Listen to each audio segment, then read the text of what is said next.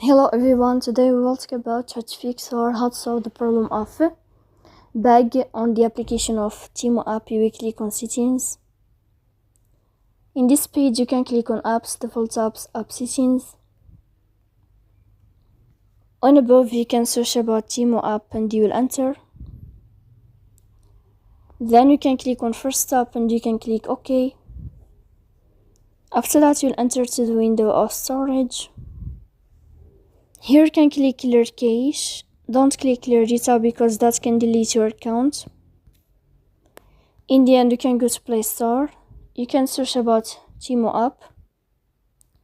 You will uninstall your app and you can install it again to fix that problem. So please don't forget to support us by like and subscribe. See you next time in another video, and thank you for your attention and your watching.